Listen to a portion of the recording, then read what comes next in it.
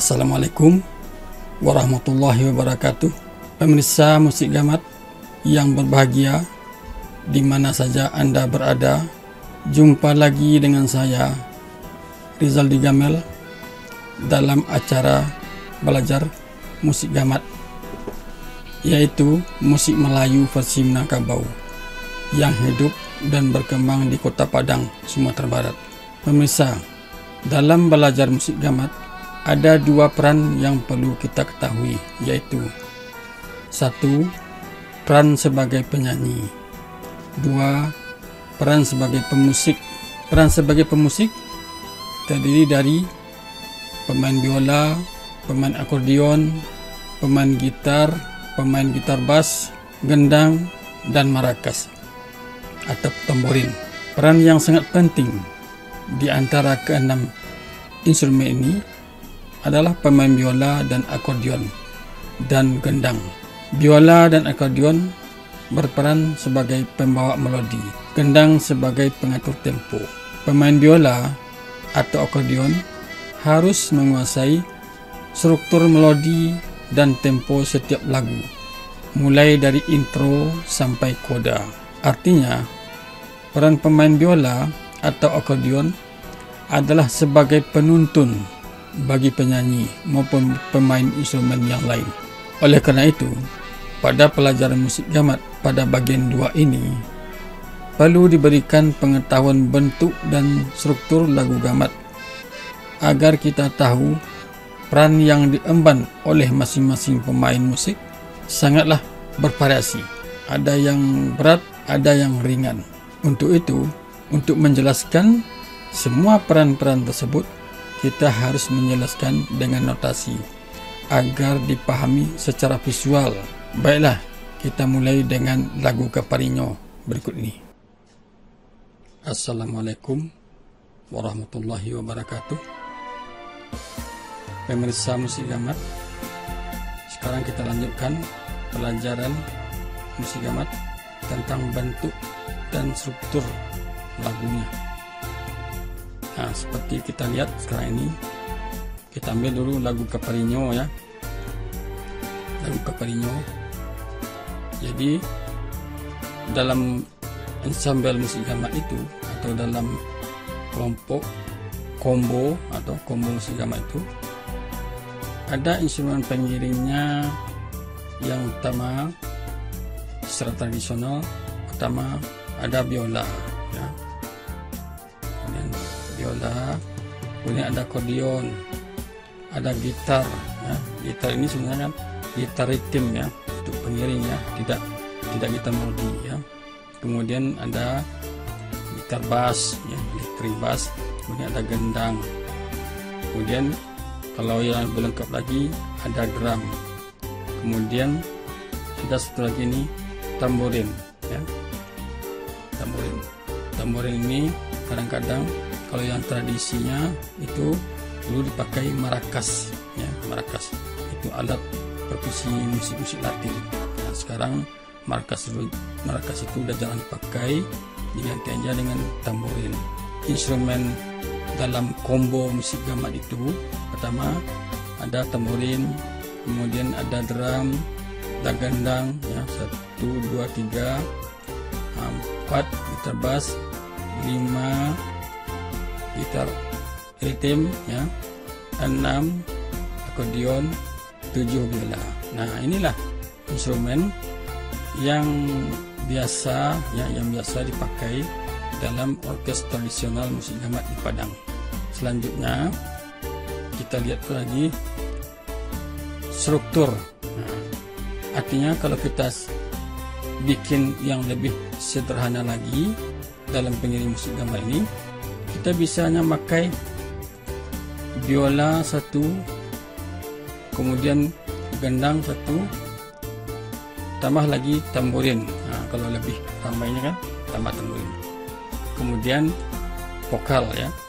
Nah, jadi yang lebih sederhananya lagi kita pakai 1 biola, kemudian 2 gendang, 3 tamborin. Berikut ini lagu Kaparinyo ini adalah temponya joget ya. Kecepatannya antara 100 metronom ini sampai 110 yang paling. Ini temponya sedang ya. Jadi kalau tempo lagu ini katakan temponya joget, tapi tidak ada yang persis sama ya. Ada yang cepat, ada yang lambat. Tapi perkisarannya antara 100 dengan 110 lah barangkali. Kemudian yang perlu juga kita ketahui pola gendang ya. Pola gendang joget gamat itu kita dengar, bisa kita dengar bunyikan.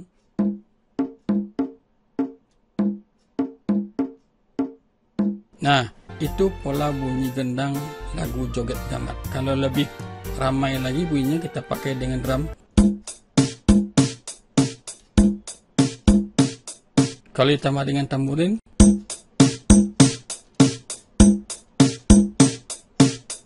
perkusi utama dalam lagu gamat itu adalah gendang.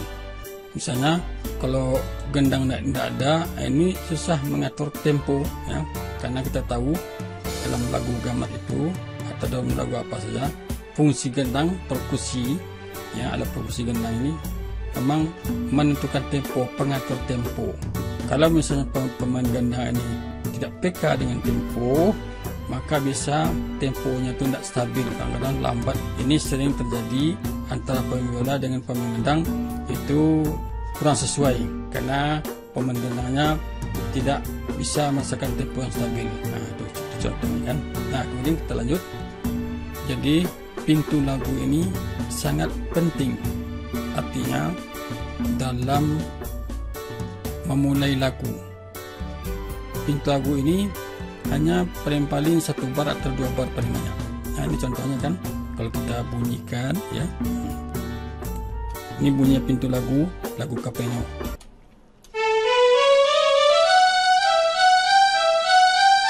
Nah, sampai di situ. Sudah sampai sini, itu dilanjutkan oleh lagu. Ini kan lagu.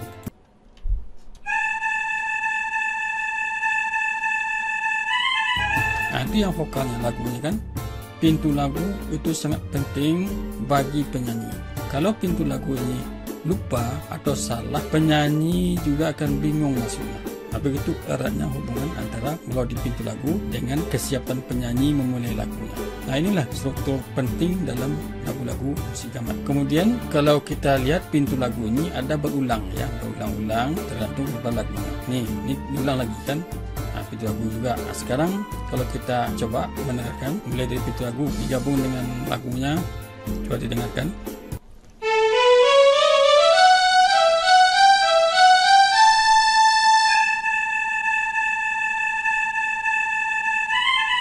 Diulang lagi.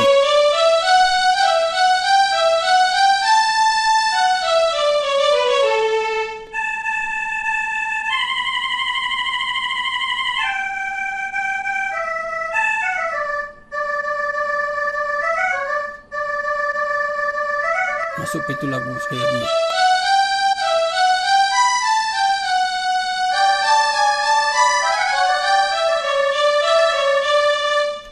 Nah, itulah dia tur musik dalam lagu-lagu gamat ya. Artinya peran pemain biola dalam musik gamat.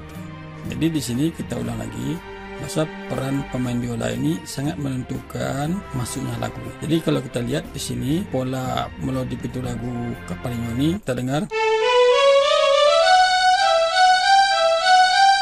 Nah, itu satu. Kemudian ini nanti ada bedanya dengan pertama sedikit.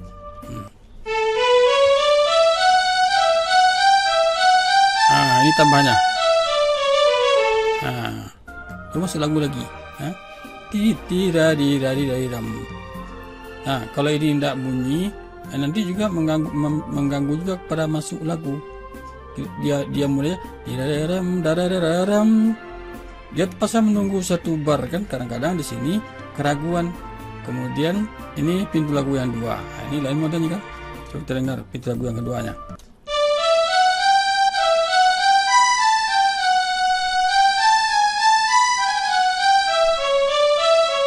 Nah, pintu lagu dua ini itu sebagai penutup ya. Dia bergandengan dengan lagunya. Coba kita dengar ya.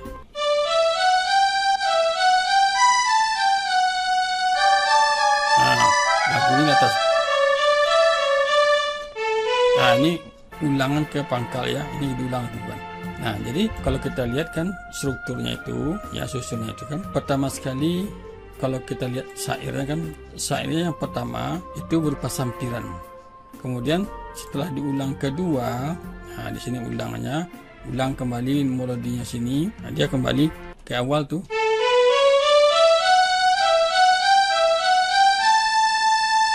Jadi barangkali cukup bisa dipahami struktur lagunya ya. Kembali kita kepada yang pertama tadi. Jadi peran pemain biola itu atau akordeon itu memang sangat penting menentukan kapan nyanyi itu masuk. Jadi ini secara tradisi pola melodi ini sudah baku ya, tidak diubah-ubah lagi. Kalau diubah ini, kalau kita membuat aransemen lagu gamat misalnya kan, pintu lagu ini jangan diubah. Kalau diubah dia itu akan merusak struktur lagu gamat itu secara keseluruhan. Daripada kita mengubah, lebih baik kita membuat lagu baru. Gunanya kita mempelajari pengetahuan dasar ini, artinya struktur lagu gamat ini adalah kalau Anda nanti sebagai pemusik ingin menciptakan lagu gamat yang baru. Nah, jadi polanya begini, pola yang tradisi kan. Jadi ada pintu lagu, kemudian baru masuk lagunya. Nah, selalu begitu. Nah, sekarang coba kita gabung ya semuanya. Artinya kita pakai instrumen pengiringnya semuanya dari center lagunya.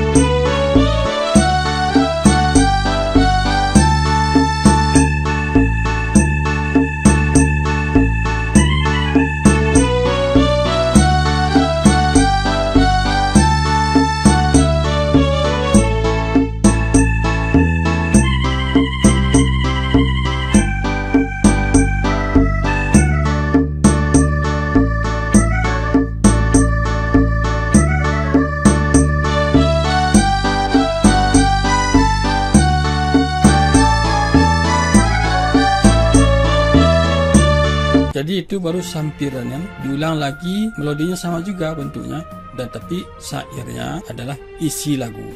Nah, begitulah pelaksanaannya dalam penyanyi gamat. Dalam melodi biola, kalau melodinya itu tidak diberi nada hias, nah, di sini istilahnya cengkok ya, cengkok, ada cengkok. Nada-nada cengkok itu sebagai ornamentasi, sebagai bunga melodi. Jadi kalau misalnya pemain biola tidak bisa menambahkan melodi-melodi cengkok itu, berarti nanti melodi biolanya itu akan kaku ya, tidak manis karena tidak ada bunga-bunganya. Pemirsa, tadi sudah kita dengar ya lagu Caprino yang bagian pertama. Lagu Caprino ini dimainkan secara duet, artinya seorang wanita dengan pria. Sekarang kita masuk lagi kepada bagian pria. Sebelum masuk bagian pria, itu diawali dulu dengan interlude pendek.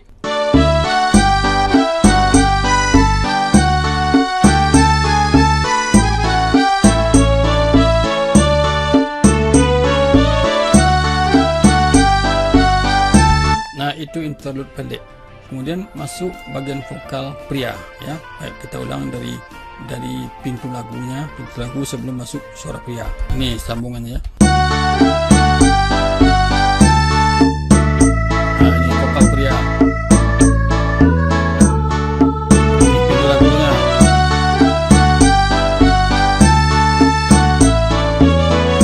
Vokal.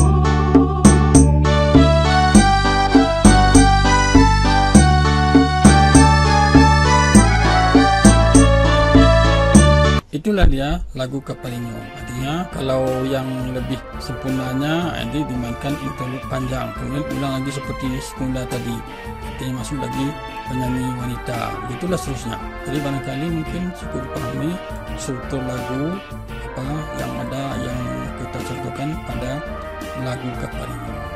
Nah, kemudian mungkin bisa juga kita tambahkan sedikit vokal. Nah, ini kan, ini cengkok vokal contohnya kan, ini cengkok vokal.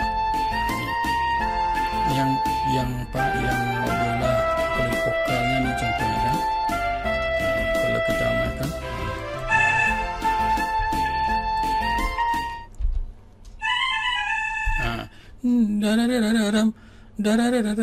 nah, kita lihat kata-katanya cuma satu ya. Nah, kemudian nadanya dia 1, 2, 3, 4, 5, 6 dibuat 5 kan, quintal ya. Nah, dibuat 5. Nah, inilah. Jadi kadang-kadang bisa 5, bisa 6. Ini tergantung kepada si penyanyi membuatkan cengkoknya. Contoh lagi kan. Nah, kata-katanya ri, ri. Nah, tapi nadanya 5 ya. Quintal.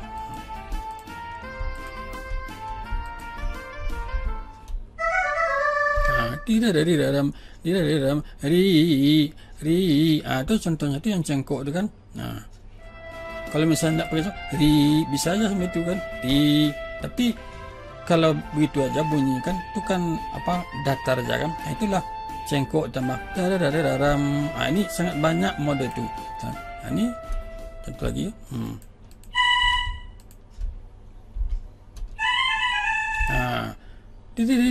Nah, sama pola dengan ini, cuma ada lain kan.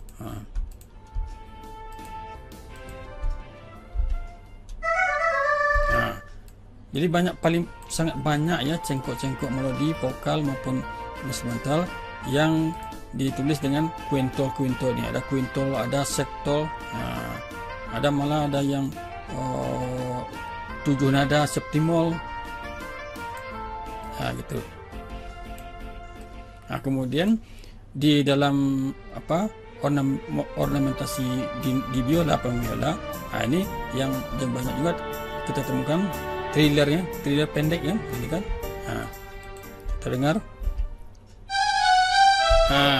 Dengar.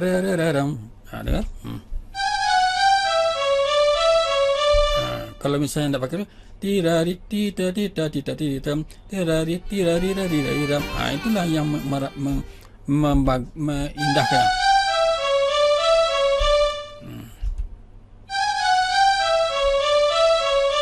Nah, kemudian kalau yang ini,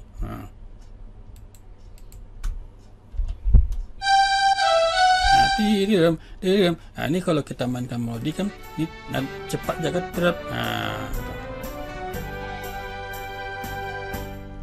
Ini kalau di biola lagi kan, thriller kan. Jadi cengkok grenek.